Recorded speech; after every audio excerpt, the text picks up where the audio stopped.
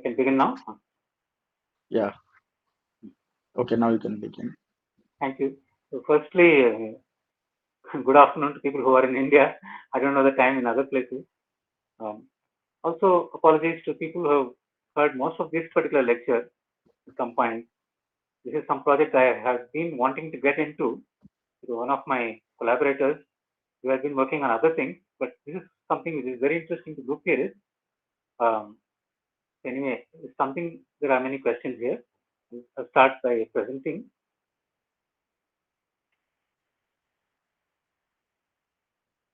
Yeah, I hope you can see this.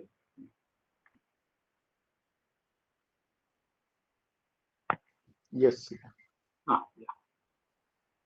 So essentially, we're going to be talking about something called 2-3 generation or slightly more general problems. This is a very classical old problem. Uh, so a 2-3 generated group is a group generated by element of order 2 and element of order 3. And why the interest in it? Because more generally, you can talk about MN generated groups or even more general things.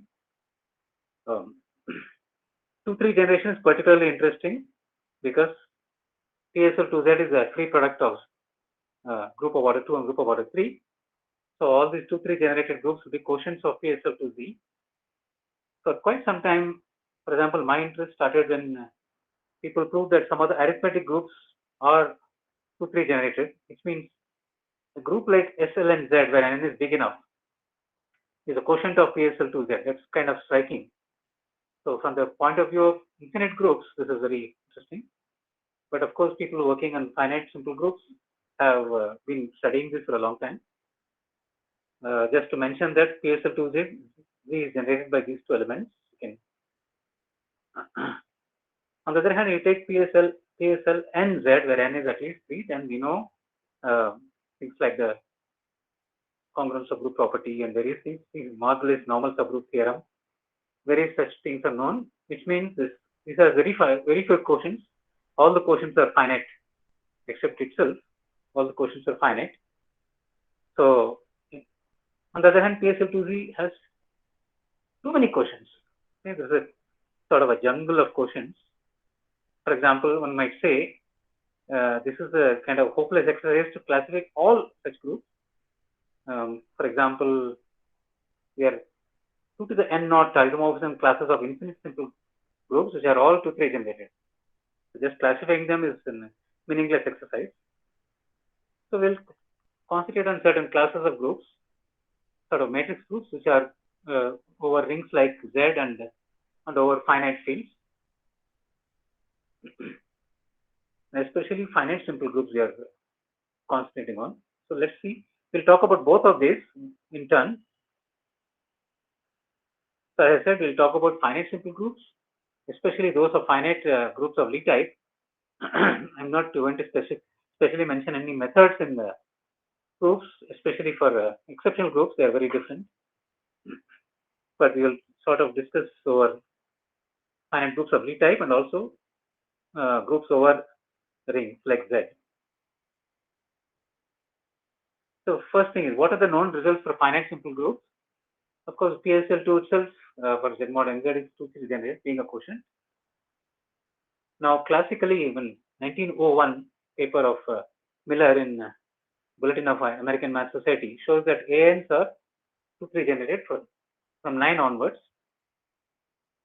In fact, 6, 7, and 8 we can easily show are not 2-3 generated. Here's an interesting way of proving A9 onwards is 2-3 generated. I initially thought of recalling the proofs here, but it's a bit complicated and just take away time. It's like a nice exercise. It's easy to show that ANs are 2-3 generated for n at least 9. The property that he'll use in his proof is that between n by 2 and n there is always a prime. This is the Bertrand postulate. Okay, now the sporadic groups I mentioned are these ones are the Matthew groups and the McLaughlin groups. These are 2-3 generated, except these groups. So in the beginning, I'll just mention what is known here. So these are some groups that are not 2-3 generated. because they simply don't have any element of order 3. For example, SL2Z is also not 2-3 generated because it doesn't have any element of order 2. Other exceptional Lie groups are Lie group 2-3 generated. This is shown by Mahler in 90s, and in fact, one of his aims was to talk about the nurture problem. In that context, he talked about this problem. There he showed all the exceptional groups, Lie groups are 2-3 generated. So in the classical case, what are the negative results? You know, the PSL2, 9 and PSL4, 2, they're all alternating groups of small size, which are not 2-3 generated. Also, PSL2Q is 2-3 generated for any prime power Q except when Q is 9. This is shown by Vavilov and DiMartino. Groups SLNQ and PSLNQ are 2-3 generated for any prime power and any n at least 3, except for these two cases. So just to summarize, so as I said, many of these results are proved over a long period by different people and sometimes using different methods. So this is the kind of chronology of McBeath in the 1969. He showed it for n equal to 2. And when I go back here for SLNQ, PSLNQ, I'm talking about McBeath for n equal to 2 and Samurij and Wilson for n at least 14 and a different method for n at least 13. And I mentioned DiMartino, Vavilov, Pellegrini, Tamburini. Many people have contributed, especially Tamburini has had many ideas. I'll talk about one of her ideas.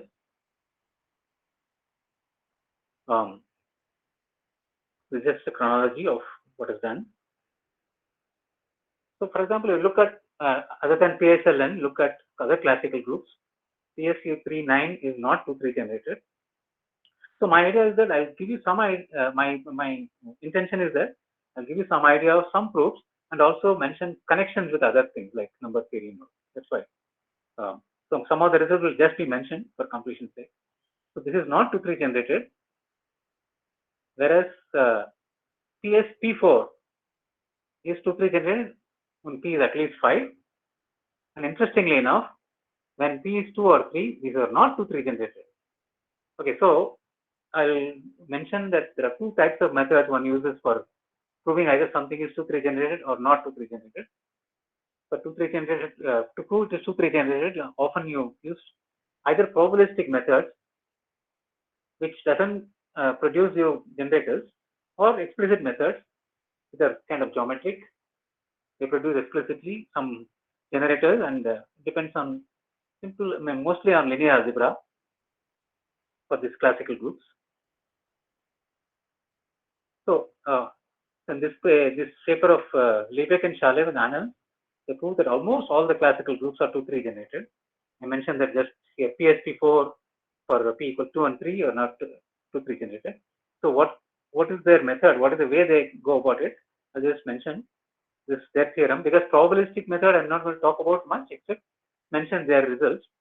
The Liebeck Shalev showed that to let G run through some infinite set of finite classical groups other than this family PSP4, then this probability of X and Y of orders 2 and 3 generating G as the order of the group tends to infinity in this family is equal to 1.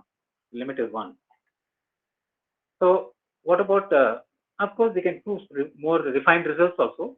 You can fix the field and let the rank of the group tends to infinity, or you can fix the type of the group and then let the size of the field tend to. Both ways, this result holds. Similar result holds. I mean, so, but what about the exceptional case? The exceptional case PSP4 probability tends to probability is not 1. It is positive, but it is half. As I mentioned, 2-3 generation is not true for 2 and 3, so probability is 0. So how do you talk about this probability of generating? The basic idea is that if you take two random elements, so when do they not generate G? Then they lie in some maximal subgroup. So we want to know some information about the group. How many maximal subgroups of a certain index are there, the conjugacy and so on. That is some refined information which they gather. So this basic idea tells you that the probability of that a pair of elements generate the whole of G then the complement of that is bounded by this sum, which is the index of the maximal subgroups. I'll give an example of that also. So as I said, these methods will involve some estimate some number of maximal subgroups, what the indices, etc. And of course, they are not at all explicit, although they are powerful. Okay, so I mentioned in passing that these kind of probabilistic tools provide certain applications. For instance, in the Liebeck paper, they asked a question of isomorphism class of simple primitive subgroups. This is an old problem. You can ask things like this. Can a given positive integer be expressed as a binomial coefficient in more than bounded number of ways? So this kind of thing, they have some information. Supposed to be a classical problem. So probabilistic methods do give some nice implications, but they don't give, for the problem, they don't give explicit generators. Okay, so I mentioned in this probabilistic aspect itself, result due to Carlyle King, who did his PhD under the supervision of Martin Liebeck. So in his 2016 thesis, he showed that every non-abelian finite simple group is generated by is 2p generated, where p is a prime number. So point is, even if it's not 2-3 generated, it is definitely 2p generated for some odd prime p. For instance, look at this family PSP4 to power k, which we know to be not 2-3 generated, but in his thesis he has shown that they are 2-5 generated. I'll recall a little bit about it, how it goes. So also he proved that the prime for which non-abelian finite simple group is 2p generated, this prime can be taken to be 3, 5, 7 or what's called a Zsigmondy prime. So Zsigmondy prime dividing q to the n-1 means it's simply a name due to it doesn't divide q to the m-1 for any m smaller. So order of q mod 2 is n. So these are called Zsigmondy primes. So for some reason you can prove it for those primes. Let me just recall of what his proof goes, how his proof goes for a certain family. Some illustration, one example. So here is a notation. So let IgG denote the number of elements of order D in a finite group. So we are looking at the probability that group which is 2p generated. So take a random involution, random element of order p. Then what does this probability satisfy? So look at the complement of the probability. It is bounded by, so look at the number of elements of order 2 in M by number of elements of order 2 in G. And similarly for IPM by IPG, this ratio as M varies through maximal subgroups. So 1 minus your probability is bounded above by this because the right hand side is a upper bound for any random or element of order 2 and element of order p to lie in some maximal subgroup. This gives an estimate upper bound. So if you are able to sort of bound this, we have some information. You have positivity of p2p then, which will show the group is 2p generated. So let's look at an example. PSSL34. Okay. So just to pick one example, I'm not picking an example which is not 2-3 generated or something always, but here is one. So look at possible 2-7 generation. So by the method that I just outlined, what are the maximal subgroups of this group? Well, and we have to know that maximal subgroup is contain an element of order 2 and element of order 7 also. So 7 should divide the order. That means you can see from the structure that any maximal subgroup of PSL34, which is order divisible by 7, is a group PSL27, isomorphic PSL27. And in fact, you can find its index also.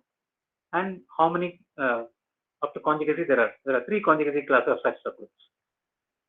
Because in the right hand side sum, you are summing over all maximal subgroups, not up to conjugacy. So, in other words, the bound there is something like this. You can also count. I can also count the number of elements of order 2 and so on in each of these groups. number of elements of order 7 in PSL27. PSL27 is order 168. This is usual, I think, usually asked as an exercise in undergraduate text. How many elements of order 7 are there in? Because knowing that it's a simple group. Okay, so these numbers will tell us, give us the following bound. So it just turns out to be 1 by 5, which means your probability of generating by in an involution in an element of order 7 is at least 4 by 5. At least 80% of this tuples will generate. So this is the kind of result probabilistically it can give. It will not produce you any generators. Okay, just to illustrate. Now I'll come back to some new examples of groups which are not 2-3 generated. So how does one prove that something is not 2-3 generated? Okay, I'll come to that, but let me first mention the result. PSU54 is not 2-3 generated, and then PSU49 is not 2-3 generated. So you see all these results are about 9 or 10 years there, 8 or 9 years back. PSU35 square is not 2-3 generated. So each is sort of piecemeal and kind of using specific linear algebra plus some method that I'm going to mention soon. They prove non 2-3 generation. But to summarize, what are the things which are known to be not 2-3 generated among the classical groups? Okay, I just mentioned these are groups of these orders. So what is the final list here? Final list in the sense that what is known. So these groups are known not to be 2-3 generated. PSP4, 2 to the K, 3 to the K. All these groups, A6, A7, A8, PSP34, Matthew groups, Claflin group. So now Monan group. Now the last, I put a question mark here because Smirnov believes that this list is complete. The 10 that have been listed are all those which are not 2-3 generated. Everything else is 2-3 generated, he believes. There are a few left over, still one doesn't know. I'll mention which ones are still not known, which we believe to be 2-3 generated. Okay, so before that, as I said, I'll go back and forth between finite groups and also arithmetic groups like SL and Z, because at least from certain points of view, it's very interesting that a group like SL and Z can be a quotient of PSL2Z. So let's try to how to say something is 2-3 generated in an explicit way. We'll have to get hold of some nice elements of finite order. First of all, before even talking about order 2 and order 3, let's talk about finite order elements. So here is a very nice old result of Chang. He proved this result for general Chevalier groups. I've written this SL and Z is generated by 2 elements, 2 matrices. I written it in terms of elementary matrices. W is just a matrix whose upper right hand corner has 1 and the diagonal below the main diagonal consists of -1. That is what this matrix is, W. So this comes from so-called the Coxeter element. And the so-called CAST matrix, this is again very similar, except first row has all ones here. So they have finite orders, order being twice of Coxeter number plus 1. So in general, for a general Chevalier group also you can give similar generators. So this is kind of pretty, and but at the time 2-3 generation was not known. Of course, SL2Z, as I said, is not 2-3 generation. It doesn't have any element of or non-central involution. Surya, I and have also, yeah. So Chevalier group means the adjoint type? Let me just think 1 second. So I'm wondering whether it proves for all finite group, meaning all types, something connected to. So when was this? Yeah, simply connected definitely. So I'm just I'll check it up. Okay, I think Chang's paper I can send you. It's very simple. Yes, please. Yeah. Thank you. And you can even guess from the SLN that I mentioned what the generators for Chevalier group should be in terms of groups. Okay. Yeah. Please send me. Thank you. Thanks. Simply connected is definitely true. So I'll just check. Okay, so SL4 and JL4 because they have quotients which are not 2-3 generated. It's very special. As you see, very small sizes can happen. Yes. Yeah. And then SL3 and GL3 also are not 2-3 generated, it's separately shown. I don't know the proof here, how they showed, but here is the interesting thing. For n big enough onwards, is 14 onwards first, was shown by Tamburini, etc., Wilson and Gavioli, that these groups are 2-3 generated. Kind of striking that, as I mentioned again and again, that this being a quotient of PSL to Z is, and looks unbelievable. Okay, so okay, for a small size like SL5, GL5, you want to know, even if you know the 2-3 generator, how many 2-3 generators are there, kind of up to conjugate, right? So, shown in their proof, along their proof, that there are only finitely many conjugacy classes of 2-3 generators. Method is such that it can show such things. And finally, the small sizes, I said 14 onwards, it was proved by Tamburini, etc. From 5 to 13, Semenov over the years, over I think 2-3 papers, he showed this. These are also 2-3 generators, 5 to 13 also. So the upshot is that now, summarizing, these SLNZ and JLNC are 2-3 generators precisely when n is at least 5. And of course, method for small things might vary a little bit. It's more complicated. There is not enough. You have to choose your generators very carefully, even though it's just linear algebra. But let me mention what can be easily said. Okay, first I mentioned how the 2-3 generation. What is the method of attack? The method which doesn't involve probability. I mean, the explicit method of attack. So there are two problems. You have to initially guess what kind of generators are there. So it would be nice to talk about it at length, but I don't want to do that because there are people like Vavilov are they talk about why this kind of generator should be there at length. It's a bit long. I can't talk about it now. So definitely you should be able to guess the shape in some sense, and then show that there. I mean, I'm just putting it very simply. What it means is that how do you show once you guess the correct one to show that they generate the whole group? You have to get hold of one transflexion, one element of this kind, 1 plus alpha, identity plus alpha times Vij for some alpha, not 0. So once you get hold of one, then you can do a lot of work and produce everything. So as I said, for the small cases, 2-3 generation is proved, but when you see how the generators are produced, to find the generators, you have certain equations and you put it on a computer, and that's how you do it. You cannot really solve it by hand. It's quite, even for 5x5 matrices. But once you find the generators, of course, you can verify it by hand. This is what this is the comment which Maxim Semenov makes. The final proof for low-dimensional cases is computer independent, but then it is impossible to find the generators without using a computer. Kind of. So before going to the small cases, I'll just mention about Tamburini's method. How does it basically go? I can't give all the details because although it's elementary, it's a bit involved. But what is the idea behind it, and what does it work for?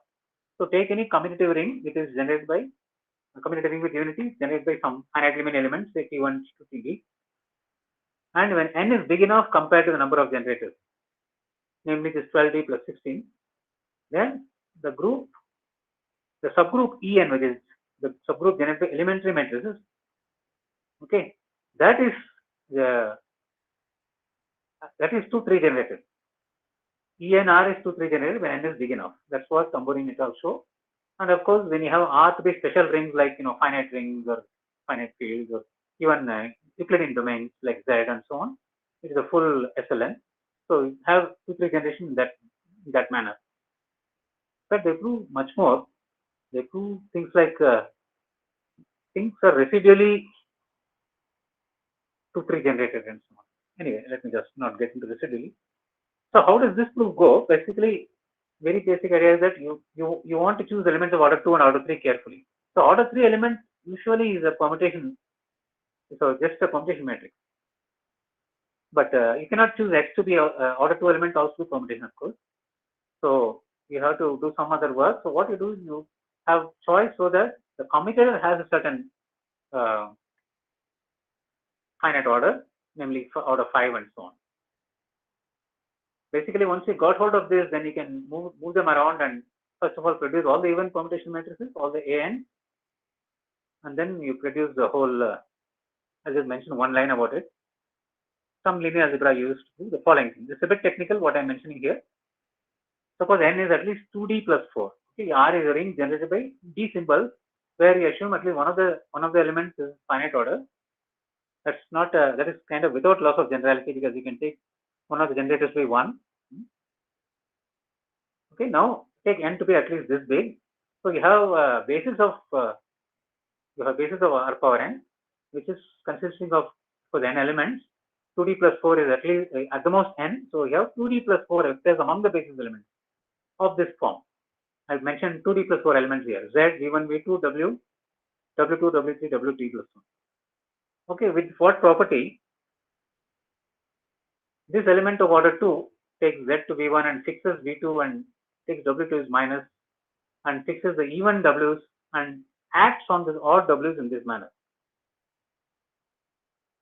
Okay, this is what they do using linear algebra. And once you have done that, you can show that the group generated by X and this. Once you produce all the even permutation matrices, then we can get the whole of elementary matrices, sort of inductively. Okay, so although it's just linear algebra, it's involved. So the ideas actually come from alternating group. Very old paper, I forgot who it was, where the Tamburini mentions that that's the idea. They got from alternating groups and they applied it to this classical groups, SLN. Okay, so coming back to this GL5Z, I said small sizes. How do you when you choose generators? Okay, you choose generators like this. You show that any pair, any 2, 3 generating pair, XY looks like this. X will be some conjugate of this, and Y will be conjugate of this. Where AIs have some freedom. Okay, so this generating things again come from linear algebra. You have certain spaces left invariant. See, something generates the whole of GL5 means it should be irreducible. So the point is that you have some choices for AIs, because these are the only possibilities. And after that, what happens? Okay, for SL5 also, these are the only pairs up to minus, plus minus. And one more complicated example, which is for X and Y are orders 2 and 3 like this. And you see, how does this particular thing work? Idea is that once you look at this particular word in that, H1 is this word in X and Y, and H2 is X1 to the minus 5. You have got hold of some transvection. I mentioned transvections are the most, they are the generating elements. So if you get hold of one transvection, you are in good shape. And then you can keep on doing this, and actually at various levels, H3, H4, finally H51 turns out to be transvection at 1. That's what we want. We want T53 or Tij of 1. So actually, for example, in this paper of Selenov, to get hold of this, he makes some argument, and then to make this linear algebra work, it's about 12 pages there. I think overall it's 15, 17 pages. So I think the linear algebra is simple, but it's kind of involved. That's why one would like to give general proofs. Small sizes is not possible to give, because the advantage of this kind of proof is that you will say that only possible 2, 3 generators are of this form, etc. Okay, so I mentioned that SL6 again 2, 3 generators are of this form, where there is much more freedom here. B has so much choice. Okay, what about the symplectic case? Again, I'm still over arithmetic, over integers. SP6 until XP6, it's not 2, 3 generated, and sort of recently in maybe last 5, 6 years, sp8 and sp10 are shown to be 2,3 generated. Again, what I mentioned earlier about SL, similarly SL in small cases, SL5 and SL6, similarly, sp8 and sp10 are shown similarly like that. Same kind of linear algebra occurs where you have to, where you have to choose your skew symmetric form. So what you do is, instead of checking general elements, you take your elements in the beforehand and then say what kind of skew symmetric form they can leave invariant, and then afterwards change it to your original one. That means it's conjugating your element. Anyway, so sp8 and sp10 are also 2,3 generated, and also sp2n for big enough, just like SLN I said, for big enough from 2n bigger than or equal to 50 is known. So now here is this gap, right? So this is still open. So sp12 onwards till sp48 is, one can try. Okay, if you look at sp10 case, you might be, but actually this you cannot really use this kind of method in the sense that it's too complicated already computationally. So you have to have some other method maybe which works, and it's a positive result is what is expected. If it is not 2,3 generated, you might be able to use something else, but we expect it to be 2,3 generated. So only sp6 is only up till sp6 you have non 2,3 generation. After that you expect all the SPs to be. Okay, now I just change a bit of track and come to what is called 237 groups. 2,3 generation, 237 generation. That means the elements of order 2 and 3 and the product having order 7. So you know that these groups arise very naturally. They go by the name of Hurwitz groups because any finite such group is called a Hurwitz group, because Hurwitz anyway. So what we call as Hurwitz groups are generally the non-trivial quotients of this group, 237 group, by these generators, two generators in these three relations. This is an infinite group, of course, and we're looking at finite quotients if they are of interest in geometry.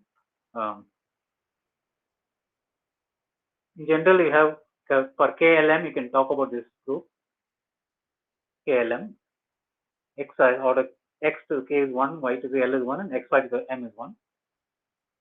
So these kind of general triangle groups, you know, they are finite if and only if KLM are kind of small enough. 1 by k plus 1 by L plus 1 by m is bigger than 1. If it is equal to 1, it's something interesting. They are infinite, but then they have an abelian normal subgroup of finite index. So the most interesting or difficult cases are when KLM are big enough. That means the sum is smaller than 1. They are of course infinite groups. But we are also interested in their finite quotients. So one can prove that, okay, I just mentioned this. If L and M are positive integers, we can always choose a finite field Fp such that matrices A and B of orders L and M whose product AB has order n. We can choose such matrices.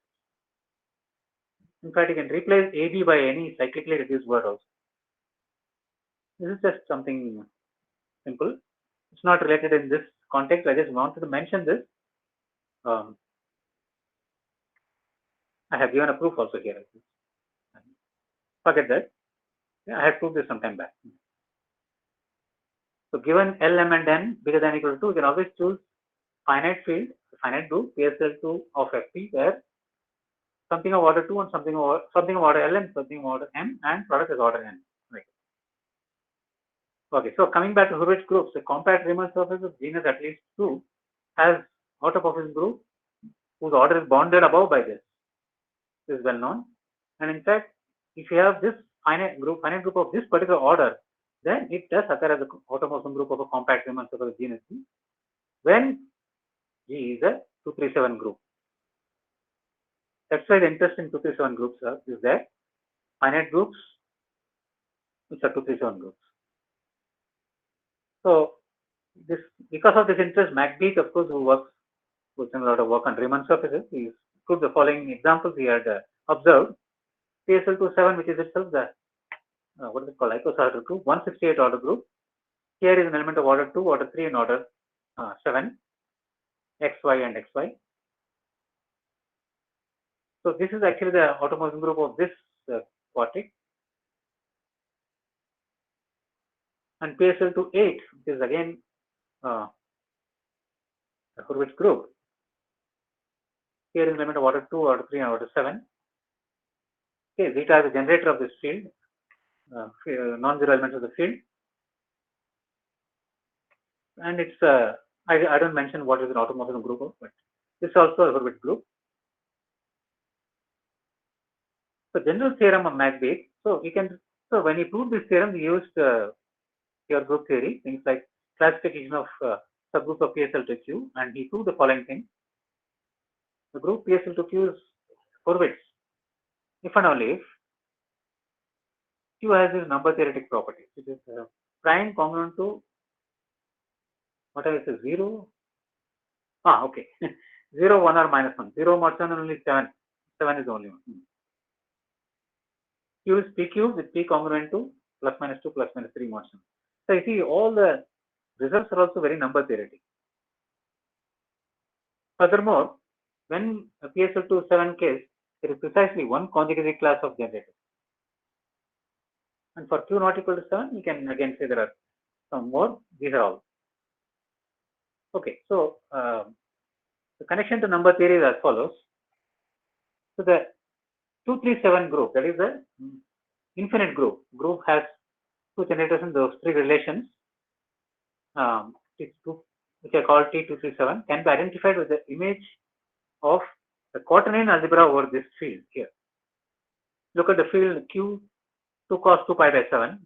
This is a totally real field, cubic field. So there is a quaternion algebra over that. Quaternion algebra, which is given by this symbol. That means we have ij, I square is minus 1, j square is this. And in that quaternion algebra, you take this order, a subring like this. All the elements where AIs are, remember K is the number field here, so you take half of AIs are half integers in the number field, and this kind of relation, A0 minus A2 times zeta plus, we just unwinding this. So A1 plus A2 minus A3 times zeta plus zeta inverse. So this order you consider. So unfortunately, I written H here. It should be an order of, yeah. Okay, I called H as order. So it's a subring of this quaternion algebra. So what happens is, so I just said zeta plus zeta inverse is 2 cos 2 pi by 7. So here is a simple algebra over this field Q theta is K. Then, so I said this is, I'll interpret what this means. Okay, the fact that your T237 is the quotient of H1. So for that, I'll recall what is the number theory in H1 here, in 237 here.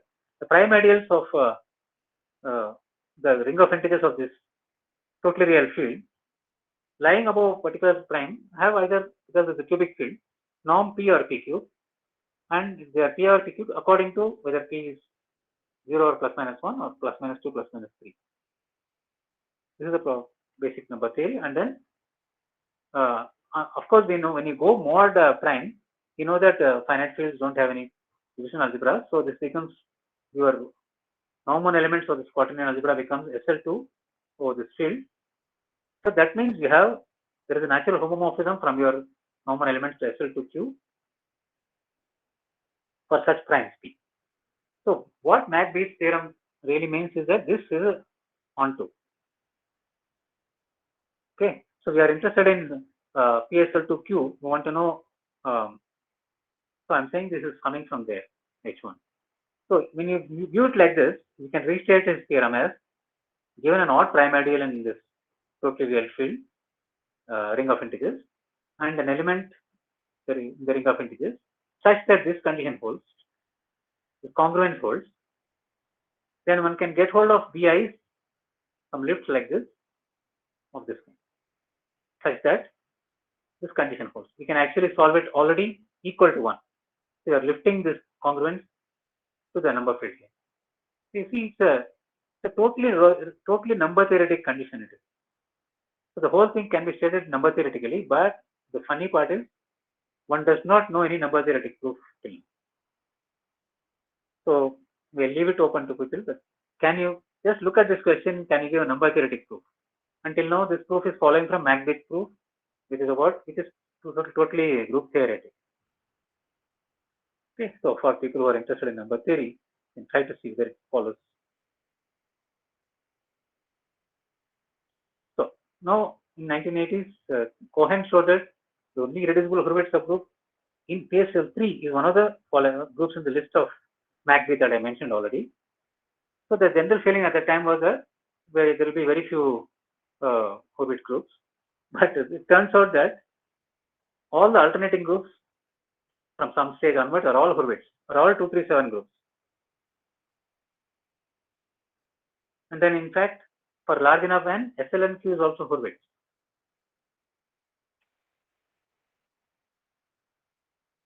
So now what about smaller values? We do know that SLNQ is Hurwitz for certain other smaller values. For example, smallest one known is SL49. But yeah, one doesn't know all of them as yet. Okay, so I just mentioned that other classical groups, sp2n, sp2n, q square, etc. These are all Hurwitz for n large enough. So in other words, there is a lot of Hurwitz groups. All these classical types for n large enough, they are all Hurwitz. Incidentally, I mentioned that SL and Z is 2-3 generated for n big enough, and now we know small n also we know now. But initially, when Vavilov and DiMartino wrote their paper, they said their opinion is divided whether things should be 2-3 generated or not. They didn't agree on it. So now we know that they are all 2-3 generated, essentially. So in contrast to the positive results, we have some smaller and negative results. So as I mentioned, this is due to different people. SLNQ and SUNQ are not Hurwitz for these values, small values. And SP2NQ is not Hurwitz for this value. How does the method go? What kind of method? So here is something interesting. Q is not 1 mod 7, SL12Q is not Hurwitz. Okay, this is 14 years back. But one doesn't know what happens if Q is 1 mod 7. If SL12Q maximum 7 no expects it to be Hurwitz. So these are all certain open problems. So I want to mention a particular method used in proving things are not 237 generated, etc. So most of the negative results use this something called Scott formula. So Scott formula is of sort of independent interest. This is an old paper in Annals. Scott showed that if G is a group, there may be 2 elements, and take any subset and look at a representation of G and look at a dual representation. Then look at the fixed vectors under this subset for both the representation and its dual. So look at the dimensions, and Scott formula says something about the dimension of under this x, y, and the product also. This is a relation like this. For x, y, and x, y, this dimension is bounded by this. So what happens is this is a bound he proves, but okay. An example of this is when JLN is acting on the matrices by conjugation, and then the group generated by 2 elements x and y is acting irreducibly. Then we want to look at triples xy and xy for which this is equality. Once you have equality, so when the triple is, so such things we call rigid when there is equality. When the triple is non-rigid, Scott's formula applies to, when you apply it to exterior powers and all, it implies that group fixes a non-degenerate symmetric or symmetric form. That is, it gives a symplectic or orthogonal group automatically. So the point is, it proves useful in determining when something is not Hurwitz. So you want to know when this equality holds, when is a triple rigid and so on. So many of the groups shown to be non-Hurwitz are used, and I think as far as I know, there are no other proofs known. In some sense, this is a very useful method doing many more things than just applying to show non-Hurwitz Scott's formula. So I mentioned that it is an old paper and it's still very nice to read. It's about matrices and cohomology. So I had mentioned Cohen showed that for KSL3Q, any irreducible Hurwitz subgroup of KSL3Q is one of the groups in the list already by MACD. the PSL2Q list. So then later in 2009, just showed that for PSL4Q, any reducible Hubert Q is isomorphic to either already the list in MACBase or PSL2P cross PSL2P with P plus minus 1 mod 7. Interesting case. So just to say, kind of summarize for the classical groups, irreducible Hubert groups in PSL5Q. PSL5, these are all. Okay. And we have finite simple group, which has absolutely irreducible positive representation of degree at the most 7. Then it's Hurwitz is going to leave with one of these. You can see here even exceptional groups are occurring. Yanko type and G2. G2 was studied by Mahler. So even now it's up till 7. So let's come back to MACBase list once more because there is something interesting happening there. MACBase theorem gives when PSL2Q is Hurwitz. So now we have an exceptional isomorphism between PSL2Q and PSU2Q square. Maybe during this workshop you might have seen this, but anyway, we have the following modern version of this. Look at the order of P mod 7. Then these two Q, PSL27, PSL2P power D, and PSU2P power D, they are all Hurwitz groups because using this isomorphism.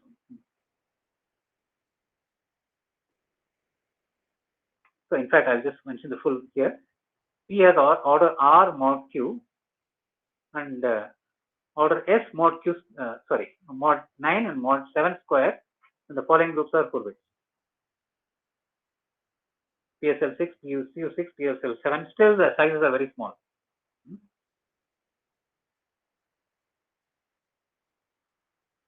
So I mentioned that Mahler had proved following exceptional groups of free type R Hurwitz, G2, when Q is at least 5, 3D4, 2F4. Yeah, so these are Hurwitz we had shown. So Hurwitz triples in PSL and Q can also be parameterized up to conjugation for small sizes. Maybe I'll not mention the what they look like, but I'll mention the classification of obtained by irreducible Hurwitz groups in SL7Q are the following groups. Just these ones. In all cases, generators are classified up to conjugate. Their methods allow them to. His method allows him to obtain all the generators up to conjugate. So what about instead of KLM, you can talk about KLMN. Okay, you can keep on going. What is KLMN? I mean, sometimes the commutator also has to be controlled. X to the K is Y to the L, XY to the M, and commutator to the power N. These are the 4 generators. Now this is very sort of unusual places it comes up. So, for example, sometimes finite, sometimes infinite. Not very clear when it is infinite. So at least in the case when it is infinite, what about its finite quotients? Does it have lots of quotients? Just like Hurwitz groups and so on, do they have a lot of quotients? So here are some examples. When we have 2371 and the group is trivial, there is no group like that. And in this case, it's a finite group. 2374 is a finite group. 2376. So actually, I forgot to mention something like 2330, 13. They're not here in this list. Has one of these PSU3Q as a quotient. So some very interesting classical groups over finite fields. Of course, I mean finite groups of Lie type do occur as quotients of this 2, 3, and some 2 other numbers. Not necessarily primes. Here I talk about 2, 3, 7, and here.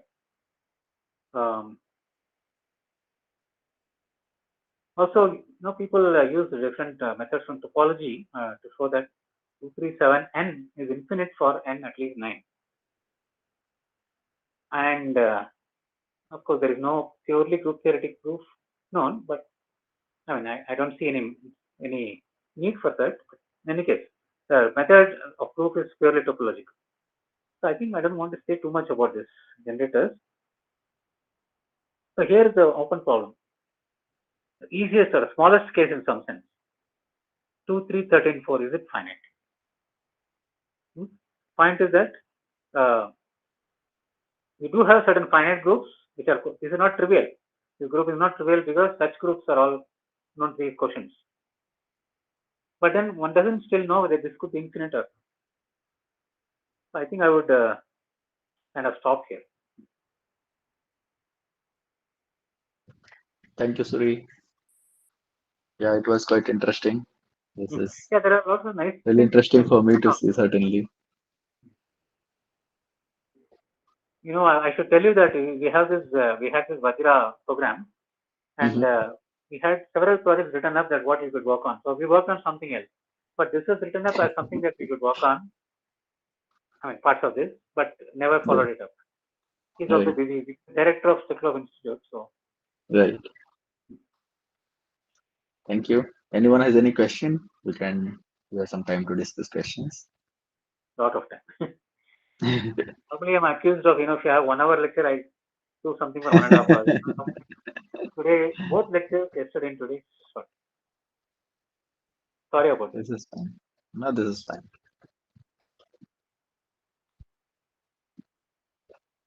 Please send the slides or something if you can. Yes, I'm make some few corrections, few additions also I'll make. Sure. We'll post it on the web page. Yeah.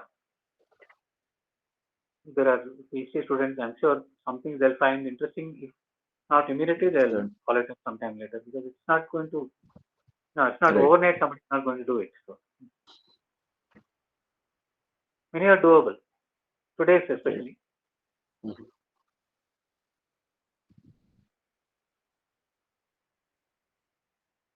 So there are more questions. I mean, one can think about over some specific rings of this kind. That's an interesting question. See, because things like Tamburini and all talk about commutative rings in general in some sense, where the elementary matrices do not generate, may not, ENR may not be Right. um, of course, there also I'm not sure what is the best bound for n in terms of number of Right. generators. I only thought of this ring of integers of number of fields. Even there, I think only Z we have thought of. For ring of integers, we think of component with results for XLN. I don't know. I have not really thought about this. Because more about concentrating on finite fields is what we were thinking of doing. Because I never worked on that kind of finite group theory. The exceptional groups he knows very well. So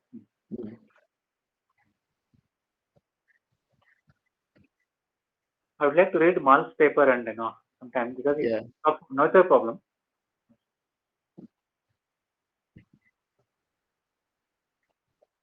Okay. So feel free to write to me, email anybody. Sure. Yeah. So thank you, everyone. This is the last lecture in this workshop. Thank you, everyone, for being here. On behalf of all the speakers, although I was not attending, but I would like to thank the organizers. Really, seems to have been very successful. Nice lectures. The topics were very good, I think. Only some of them I attended, but I was following what is happening. Yeah. Very nice work you've done. Yeah. All the videos and everything is available on NCM's YouTube channel, so one can always follow it up. And we have been putting notes on the web page, which is for this workshop. Most of the notes are available. Almost all speakers have given some notes, so it's all there. Thanks a lot. Thank you, Shripad and Anupam, for wonderful.